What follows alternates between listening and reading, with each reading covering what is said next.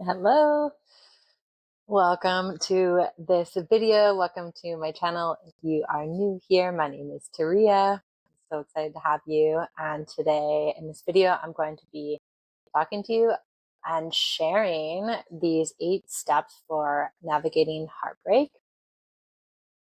Personally, these steps to me speak to the beginning phases of heartbreak, and they can also be utilized at any phase, whether that's the beginning, middle, or end. Wherever you're at on your heartbreak journey, or even if you're not in heartbreak and want to just learn and understand how to be in right relation with the heartbreak portal, the heartbreak initiation, the ritual, or to even be in ritual process with it. I am going to be drinking my coffee in this video because I want to, and it's either going to be extra fun or super crazy. So get whatever you want to get to receive this wisdom, and just sending you so many blessings already wherever you're at on this, incredibly life-changing experience of heartbreak. So number 1 is to let yourself break.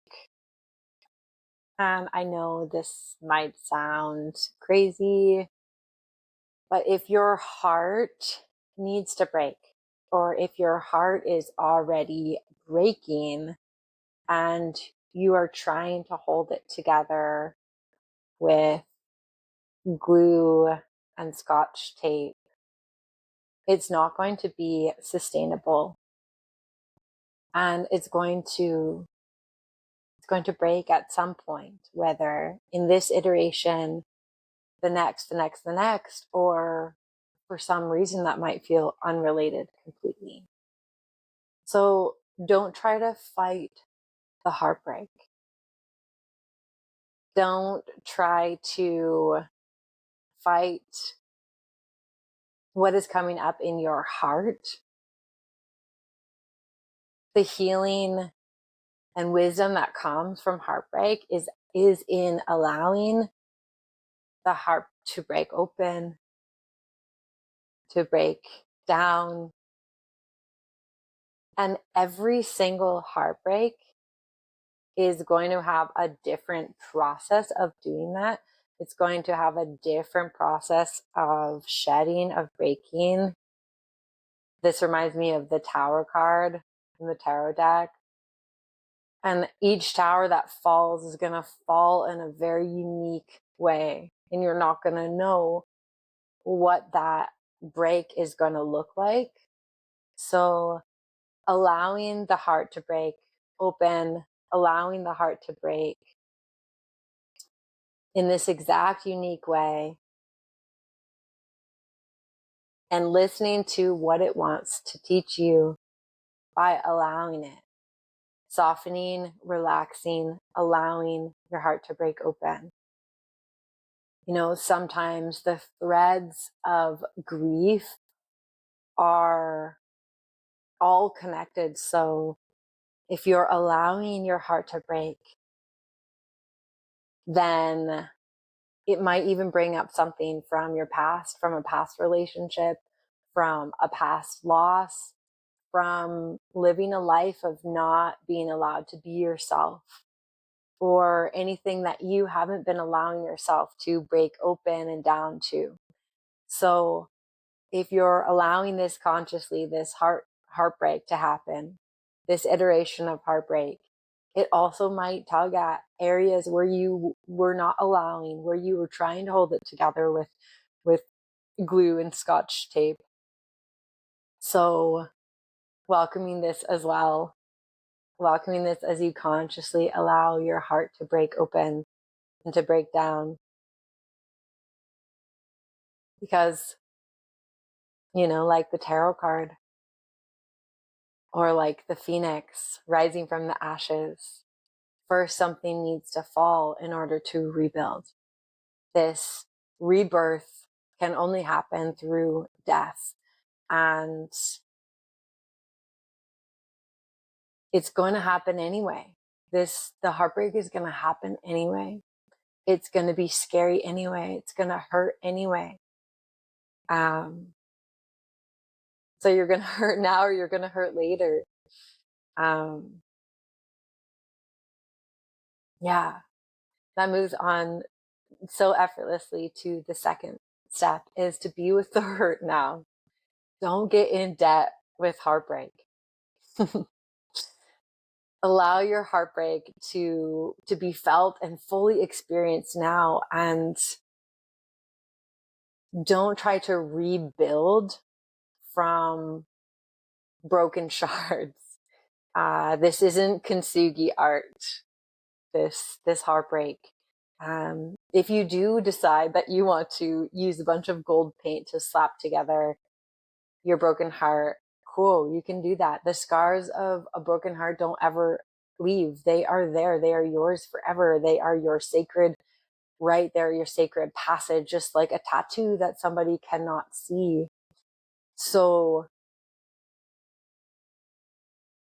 allow yourself to be with it right now. Allow yourself to fully feel this heartbreak. Because like I said in step one, if you don't feel it now, you're going to feel it later. And it's going to come with the next heartbreak or the one after that. So if you allow yourself to fully feel and be with the heartbreak now, not going into heartbreak debt, then you'll actually experience a readiness for when the next iteration or whatever you're making space for is coming, whether that's a new relationship, a new job, a new house, a new way of authentically being in the world, a new part of your identity or your sense of belonging. By allowing and being with the heartbreak now, fully feeling it, fully listening to it, the way you would a crying child, it's going to feel more secure for whatever's coming next, because something is going to come. Something is always coming, something big, something expansive. Growth is always happening. Change is always happening. So whatever is coming for you, you know, if I can think about it like, again, going back to that crying child example, if a child is crying, if your child is crying or your inner child is crying, and you just tell it to suck it up, or like, you know, like this is a newborn, you telling a newborn child to suck it up, to not cry, it doesn't matter. The child's going to keep crying. And if anything, worst case scenario, it's going to completely numb itself from connection to life. And then it's going to have to learn that as an adult, to open up again and to feel secure and safe in the world through therapy, or whatever way. So it's like you're saving yourself for having to do even more work in the future by allowing the experience, by allowing yourself to be so present with what is here now, being here now. Step 3 in navigating heartbreak is don't rush. Don't rush. Don't yell at a sprout for not being a tree yet. And don't prevent yourself from growing and moving forward. So don't try to force yourself to be somewhere where you're not. And also don't hold yourself back from feeling and experiencing joy or love or pleasure or readiness, because each day you're going to feel differently. So allow the pace that comes naturally to you and trust the pace, because grief is not linear. So you may feel, you know, in 3 months, readiness to work and focus on something different. And then maybe a few months later, it might come up again. Or you may feel some excitement and readiness within the first few weeks and then feel like you're taking many steps back.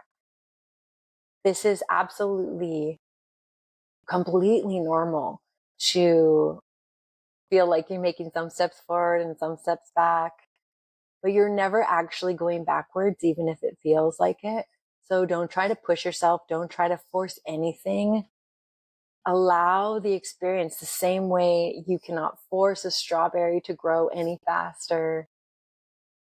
And you cannot prevent it from growing unless you're not giving it water and sunlight. Then it's actually not going to grow. So can you have the balance of both, allowing, embracing the natural rhythm of your own timeline, because every single heartbreak is different, has a different timeline.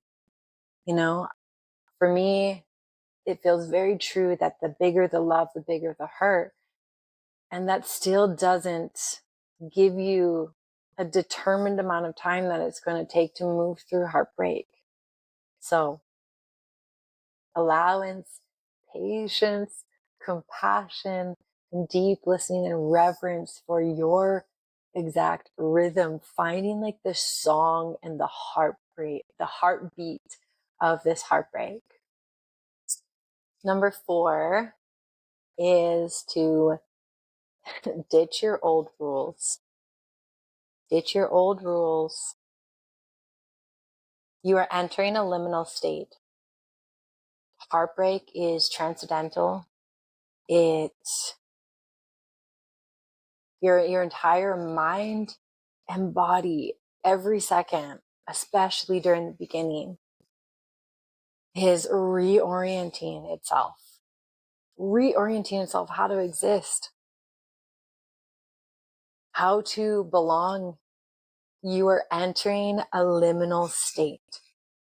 So ditch your old rules of how you're supposed to be during this state. You are in an altered state of consciousness. You're in an altered state of mind, heart, and body. So there are different rules for that state. So celebrate the days that you get out of bed. Celebrate the days that you don't get out of bed. You're not going to have your old routine. You're not going to be excited about the same things. You're going to have way different needs. There's this one sentence that just landed so incredibly permissive for me during my biggest, scariest, hurtful heartbreak of my adult life. And it was from the book, The Wild Edges of Sorrow.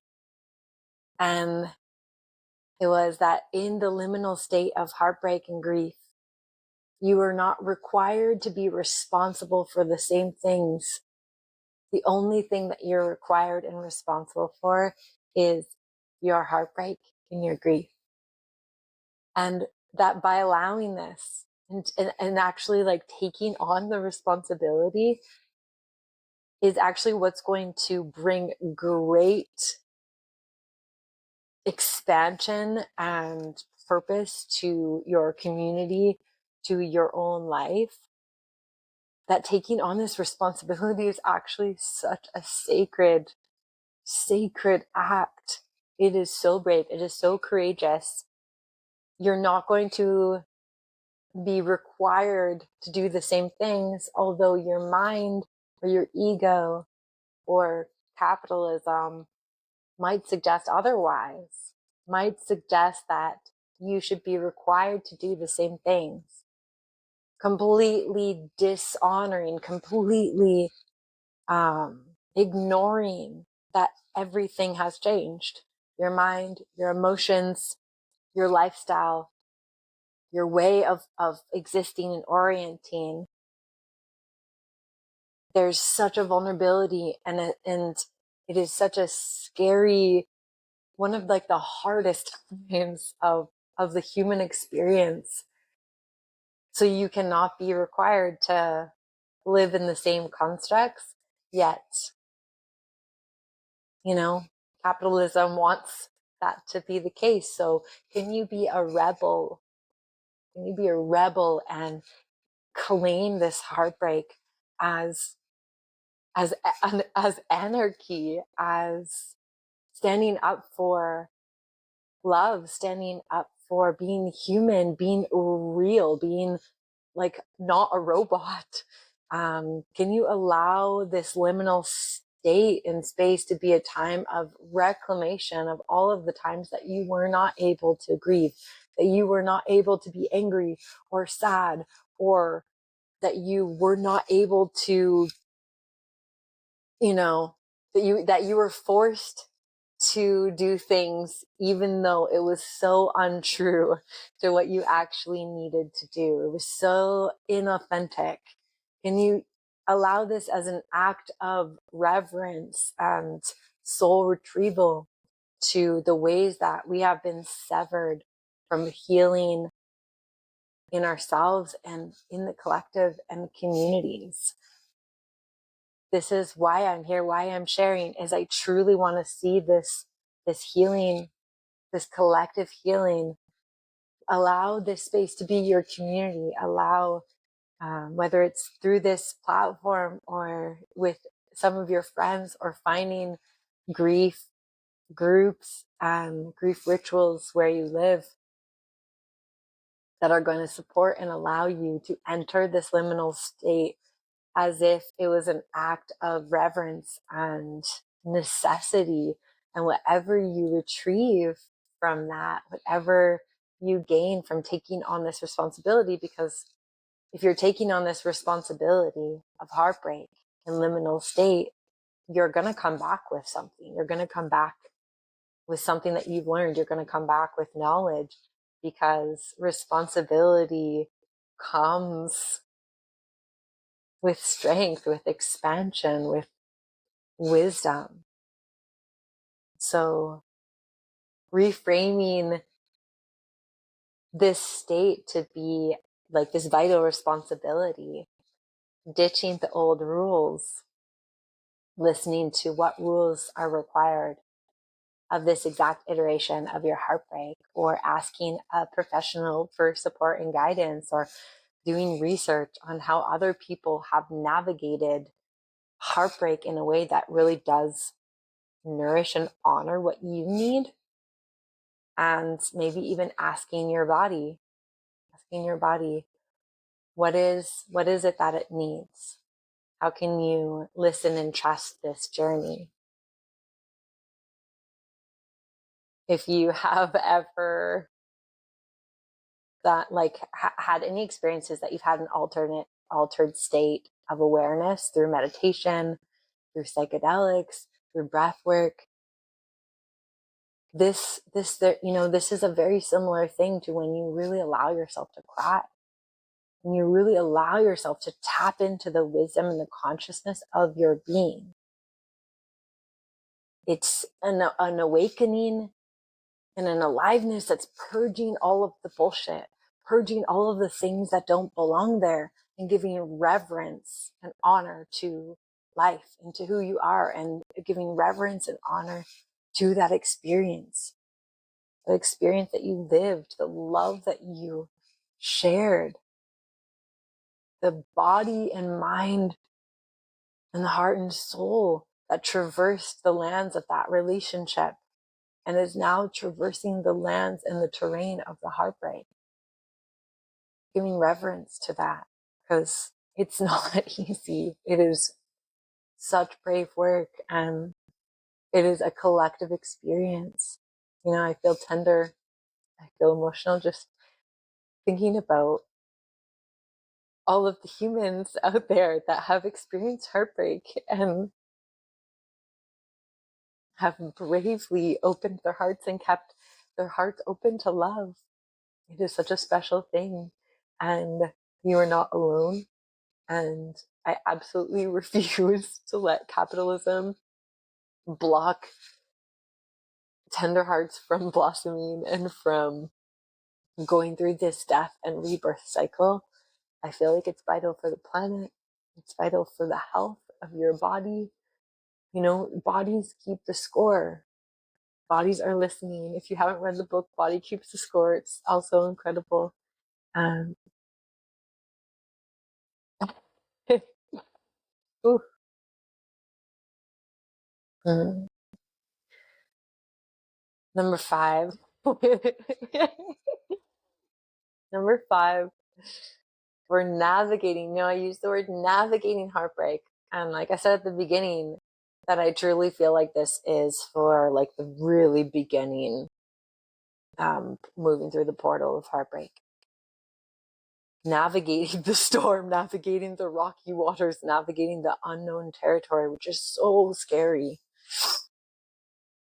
So number 5 for navigating heartbreak is to move your body. Allow your body to move. Whether that's through crying or raging or dancing or walking, or, just like some gentle stretches or movements. Move your body daily, not from a space of shame, but from an act of survival, from this sense of fighting for yourself, fighting for yourself the way that you would fight for the love of somebody else, or fight for any of your friends if they were struggling, fighting for your relationship the same way that you fought for your relationship, or that you would fight for love.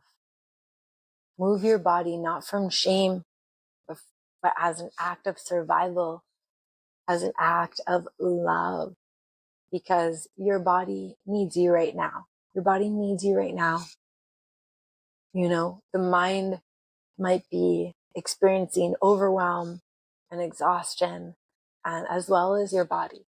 So giving your body some love by allowing it to still be moved, this is going to create the experience where you're giving yourself permission to be in this really challenging experience, but while staying connected to caring for your body. Your body wants to move. Your body's not meant to be stagnant. So even just like at the bare minimum, going for a walk each day, or like allowing your body to organically move through a dance, this is also going to really help all of the cortisol that's moving through your body, all of the emotions that's moving through your body. Moving your body each day is going to allow them to move with grace and permission, and it's going to be a support and a helper, the same way that you would burp a newborn baby that didn't know how to burp yet. I don't know why. I think I keep using baby metaphors because I just spent like 7 days with one of my best friends, like 8-month-old baby, and they're so incredibly wise and such powerful teachers. And I learn something new every single time I hang out with them, because I do inner child healing work for my adult clients to reclaim any lost parts. So anyways, I have that fresh. So yeah, the same way you would burp a newborn baby because their body's like, I don't know how to do this yet, is what is happening when you move your body to allow the grief, the sadness, the anger, the joy, the pleasure, the love to keep moving through your body in a way that's going to help it feel nourished and digest the experience. So you're allowing all of the emotions. You're like, in a way, eating the sadness, eating the anger. You're allowing. And then the movement of your body is what's helping the digestion and integration of that. It's going to help your muscles and your bones and your energy body to regulate. That word is a tricky word to use. What's another word I could use? It's going to help your body and your being hold the new muscles that are growing. It's going to help your heart and your soul exist in a new way and expand, create space, and take up more space. So moving your body, baby, and really celebrating yourself for even the tiniest bit of movement, the tiniest bit of movement. And please, please, please, from like deep in my belly, can you release any need to shame yourself to be a certain way in order to be accepted and loved? Because during heartbreak, it's so tender. So many insecurities are going to arise. So you can still go and do the gym every single day. And my invitation is to go to the gym, to move your body from a space of reverence and love and care for your body, and doing your best to release this idea that you have to do that in order to be accepted and loved. You have to change. You have to do anything in order to be accepted and loved. No, you are accepted and loved as you are, exactly as you are. So choosing to care for your body because it's an act of love and an act of care, and allowing yourself to be gentle, or allowing more of that yang energy if that's what you're needing as well. Embracing if you're needing more yin energy or more yang, and listening to what your body needs. I know for me, at the beginning of like my I've had a few big heartbreaks in my life, and at the very beginning, like, I needed a lot of yang energy to survive, to keep going. And then I actually started to need a lot more gentleness and slowness.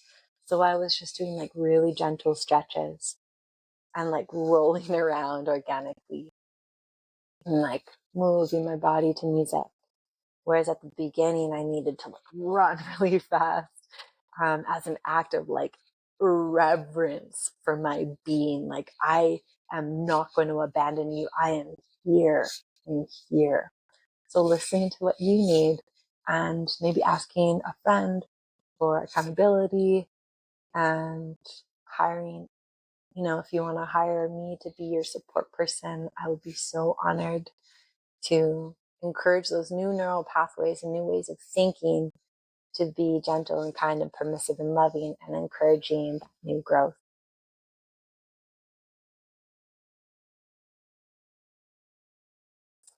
I need to look at my paper for step number 6.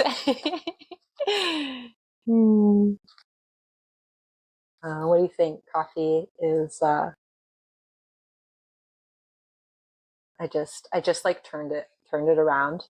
And I do think it's funny because my paper is taped with Scotch tape, and I use that analogy for heartbreak with the Scotch tape and the glue. Anyways, do you think the coffee is adding joy, or what was my other option? Joy or chaos? Both. Number 6 is to notice the glimpses of I'm still me. So the glimpses of I'm still me and I'm still here. And getting curious with the question, who am I? There is going to be many, many parts where you're going to recognize, even without that person, even without the entire life that you're living, whether that's with a partner, with multiple partners, with a home, with their friends, whatever is coming with this heartbreak, with all this change and all this loss, you're still going to notice parts of you that are actually whole and intact, because they were always you.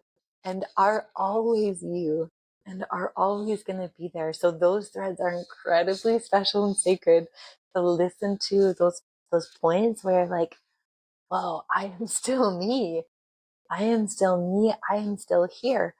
And allowing that to be a bit of your centering in North Star in the choppy waters where nothing seems familiar. Allow that to be a space of familiarity. Allow yourself to become a sense of home and belonging. So really listening to those little sparks or feelings or whispers of like, whoa, I am me. I am still here. This is me.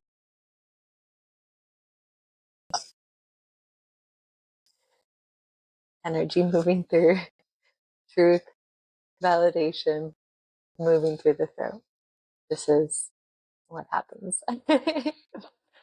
And then asking the question and getting curious with who, because there are going to also be many parts of you that are not going to be relating or interacting to life in the same way. You are going to maybe become way more discerning with what you want and don't want. So asking the questions, staying curious with who am I, allows you to be new because you're not going to be the same. You're going to be changed by this experience. So allowing the experience to change you, because this change is going to offer you a gift. 100% allowing the change is going to offer you a gift.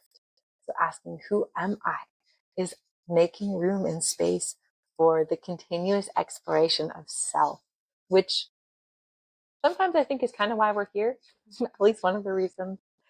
So you're going to make room for who you are, or maybe even parts of you who you always were and couldn't be explored.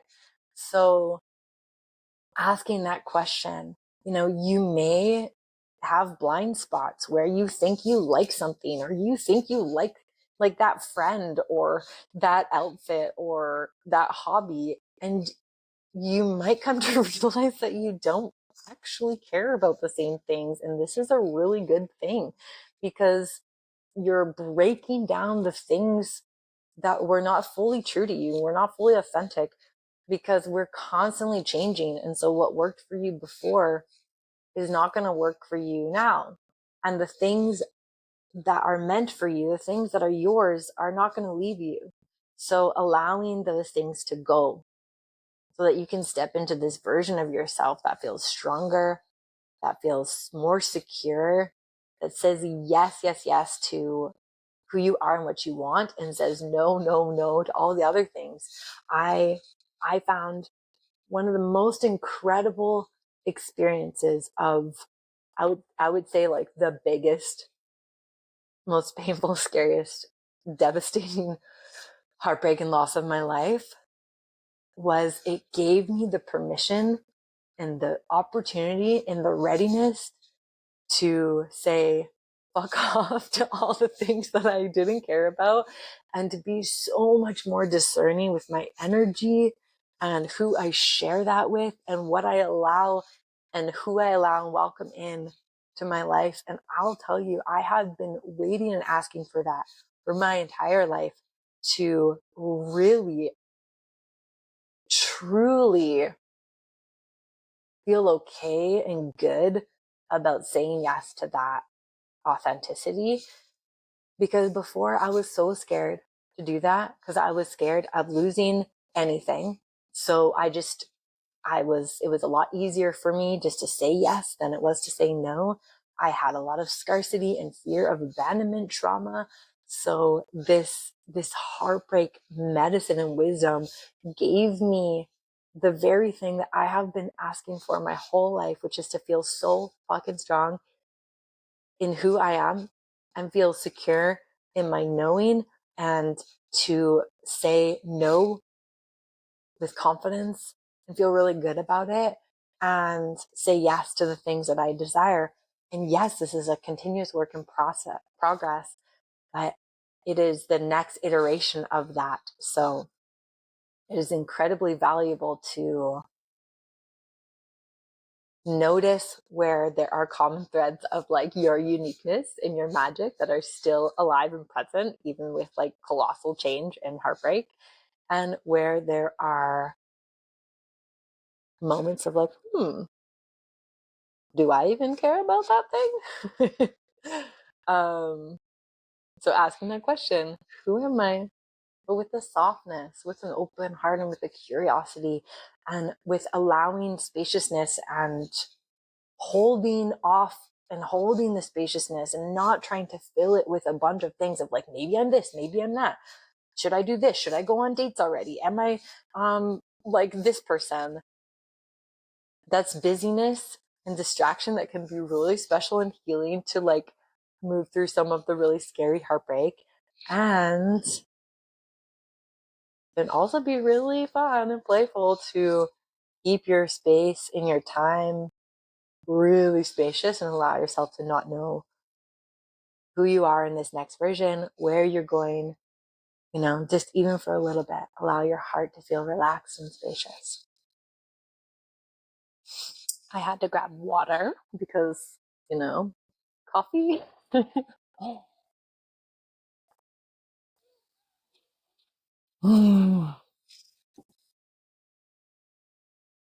Side extra step, drink your water. Drink water. Drink water. I love you. I care about you. So, step number 7 is allow yourself to do life differently. So, you're going to be readjusting. Life is going to take on new meaning. Your mind is literally at every second making new meaning of your life.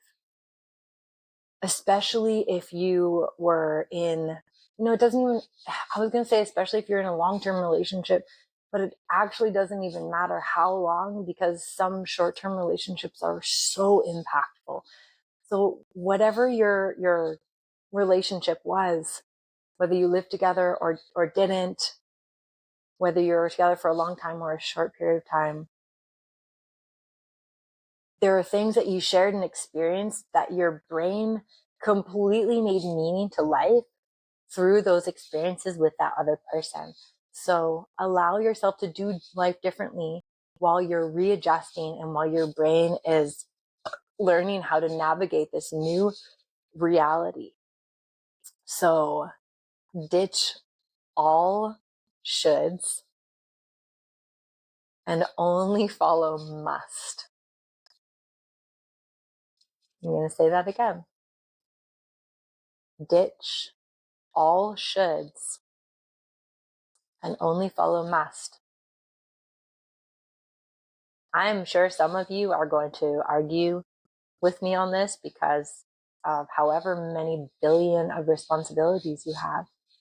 And I'm not saying to ditch your responsibilities. I am saying to allow those responsibilities to be different. Is it really true that you have to do as much as you think you do?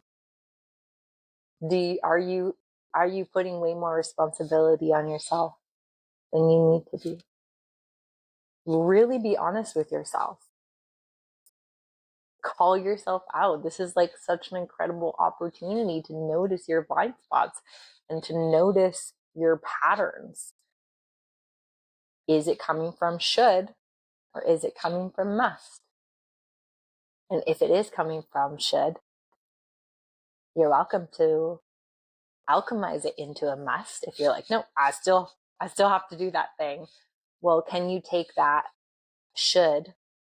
I should do this. I should do that. I should be this person. I should call them back. I should blah blah. Can you take that should and allow it to be converted and alchemized into a must? So what does it feel like to connect with that thing from a space of must? You're allowing yourself to do life differently. Your capacity is so different. Your capacity is not going to be the same, so you can't have the same expectations, which goes so perfectly into the next one. And it's number 8. which is to allow yourself to be the one who needs to be cared for. Allow yourself to be the one who needs to be cared for, even if it feels so scary, especially if it feels scary, because this is going to rewrite that narrative. It's going to help you feel safe to be cared for and supported. It's going to reclaim that community healing. It's going to repair that severing, that this idea that we're supposed to do things alone, this disconnection and separation. Allow yourself to be the one who needs things. Allow yourself to be the one who's cared for.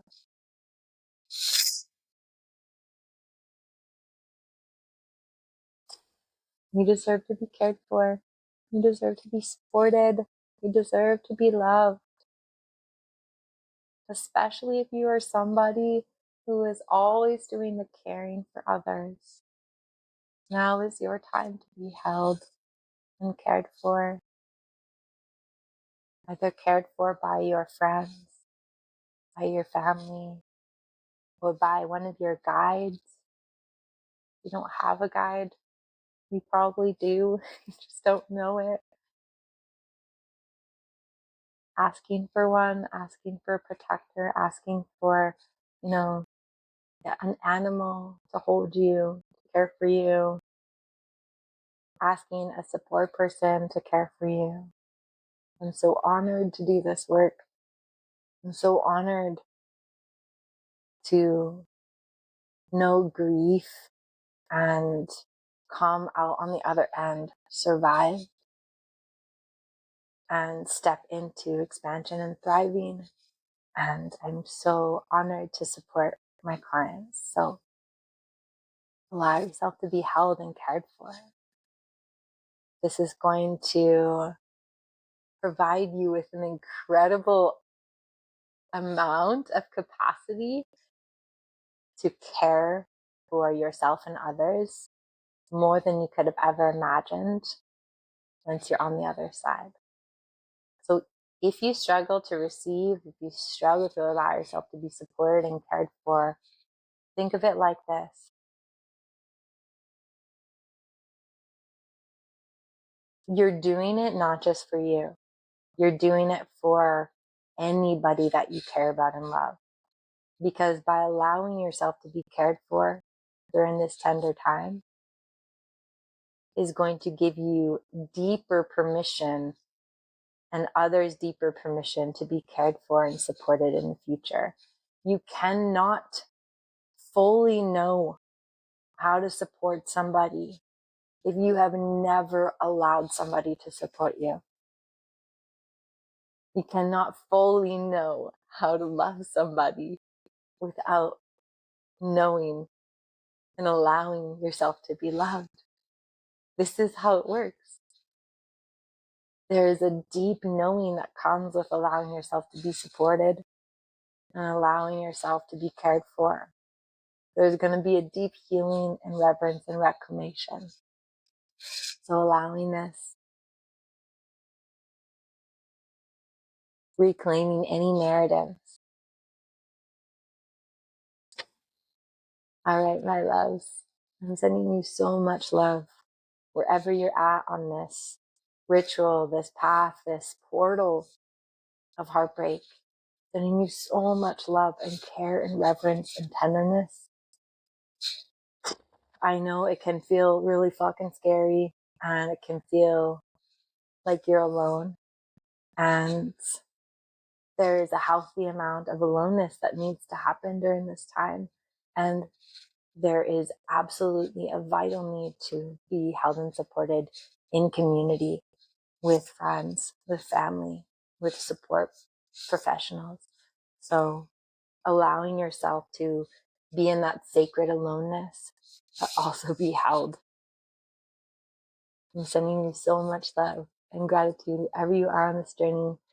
If you would like to work with me, please send me a message. Find me on my website. The links will be shared. You can book a free call with me at first. And I also have some incredible podcast episodes on grief, on heartbreak, and on conscious uncoupling. They're on my podcast that you can find on Spotify and Apple Podcasts. It's called Pussy Whispers. I'll also share that link. So I highly recommend if you want to learn or hear just more of this on this topics, then you can search for those. I'm sending you so much love and gratitude, and I can be over here being your heartbreak cheerleader. You're doing amazing. You are loved. You are supported. Thank you for being brave. Thank you to your beautiful, kind, courageous, tender, broken heart.